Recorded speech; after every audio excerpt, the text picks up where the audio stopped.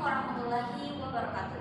Yang terhormat Ibu Dr. Diki Iraliasari MKM selaku dosen pengampu mata kuliah metodologi penelitian dan statistik serta teman-teman sekalian yang saya hormati. Perkenalkan, nama saya Arika Nur Muhammadiyah dengan NIM P11321241006 dengan prodi D3 Kesehatan Gigi. Puji syukur kita panjatkan atas kehadirat Allah Subhanahu wa taala atas berkat rahmat dan hidayahnya sehingga saya dapat menyelesaikan proposal ini dan berkesempatan untuk mempresentasikannya pada siang hari ini. Pada kesempatan ini, proposal penelitian saya itu berjudul Hubungan Kebiasaan Menyikat Gigi dengan Kejadian garis gigi pada anak usia sekolah dasar. Nah, selanjutnya saya ingin memaparkan proposal penelitian saya dimulai dari latar belakang. Nah, di sini saya akan menjelaskan latar belakang. Nah, kesehatan gigi dan mulut merupakan bagian penting dari kesehatan umum yang berpengaruh terhadap kualitas hidup anak. Secara internasional, berbagai penelitian menunjukkan bahwa kebiasaan menjaga kebersihan gigi, khususnya menyikat gigi secara teratur dan benar berperan besar dalam mencegah terjadinya karies gigi. Anak yang memiliki kebiasaan menyikat gigi yang baik cenderung memiliki kondisi gigi yang lebih sehat serta terhindar dari rasa nyeri dan gangguan fungsi pengunyah.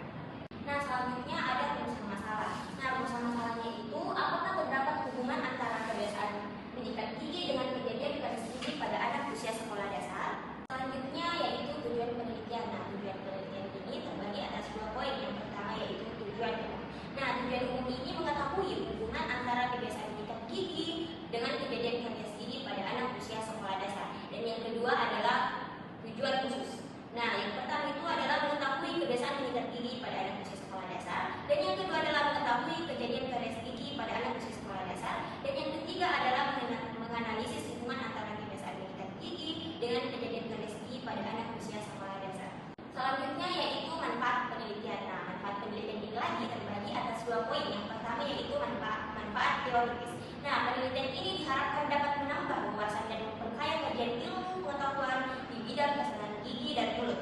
Hasil penelitian ini juga dapat menjadi bahan referensi dan dasar bagi penelitian selanjutnya yang berkaitan dengan upaya promotif dan preventif dalam pencegahan karies gigi pada anak.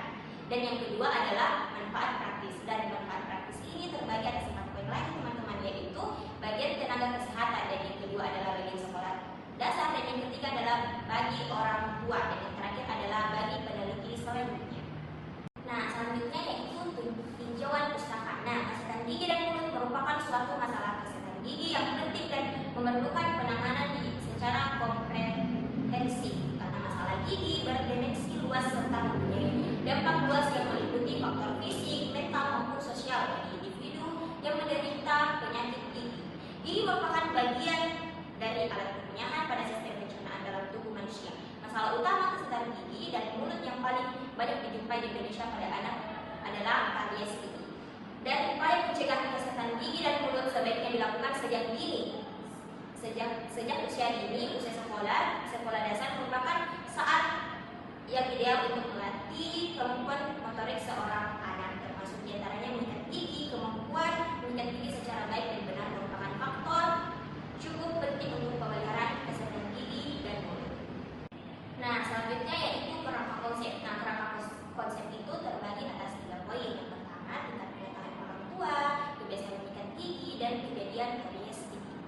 Selanjutnya yaitu metode penelitian. Nah, metode penelitian ini juga terbagi atas 4, yaitu jenis penelitian. Nah, penelitian ini merupakan penelitian kuantitatif dengan pendekatan analitik observasional. Dan yang kedua adalah desain penelitian. Penelitian desain ini didasarkan pada pertimbangan efisiensi, waktu, kemudahan pelaksanaan di lapangan, serta kesesuaian dengan tujuan penelitian untuk melihat hubungan antara 2 variabel dalam satu periode tertentu. Dan yang ketiga adalah populasi dan sampel penelitian. Nah, populasi dalam penelitian ini adalah seluruh siswa usia sekolah dasar 6-12 tahun yang terdaftar di sekolah dasar tempat penelitian dilakukan. Dan yang terakhir adalah lokasi dan waktu penelitian. Nah, lokasi di sekolah dasar SD yang berada di wilayah kerja puskesmas tertentu pada bulan Mei sampai Juni 2026. Selanjutnya yaitu ada teknik dan kriteria pengambilan sampel. Nah, yang pertama itu teknik pengambilan sampel.